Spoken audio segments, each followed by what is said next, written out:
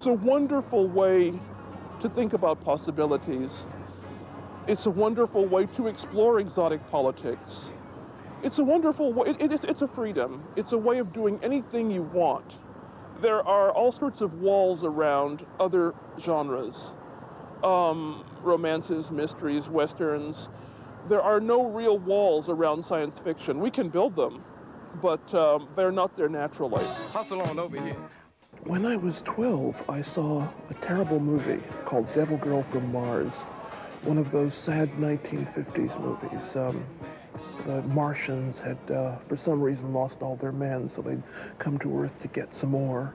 And for some reason, in spite of the fact that the Martian women were beautiful, the Earthmen didn't want to go. And I turned off the television and said to myself, I can write a better story than that. And from what I've heard, that's the way a great many people start writing. Just the idea that what they're seeing is so awful, they can do better. I sat down and began writing my first science fiction story, which also turned out to be my first patternist story.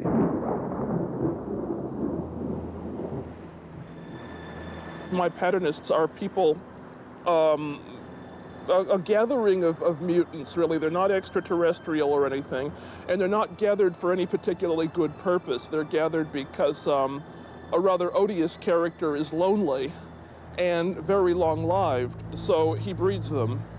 He also eats them, in a sense. I think, really, a lot of my early writing had to do with my own feelings of powerlessness. So I dealt often with power, with what it did to people, what they did with it when they got it. And what I do in the Xenogenesis books is explain what that is. I have aliens who arrive and who are interested in us because they are natural genetic engineers. They are gene traders, as a matter of fact, but who tell us that we have this conflict within ourselves. All too often, our intelligence serves our hierarchical tendencies, so that we tend to one-up ourselves to death. And I have all this going on after a nuclear war, when we really have one-upped ourselves to death.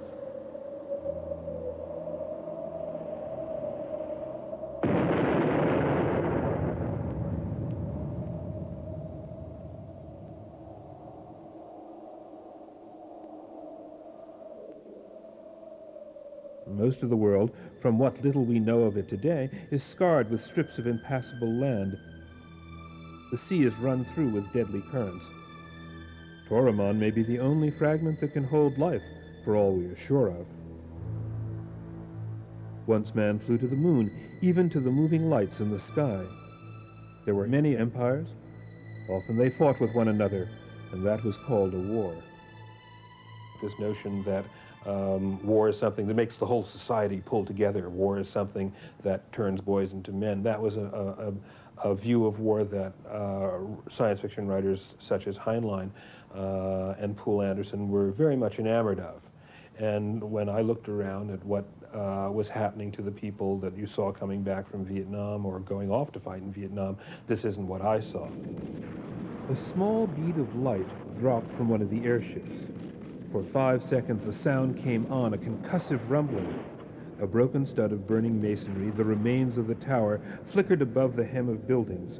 Chaos broiled on the concourse. The news speaker grill began humming. Remain calm, citizens, remain calm. It behooves the writer to realize that certain kinds of questions are going to be asked, like who wins?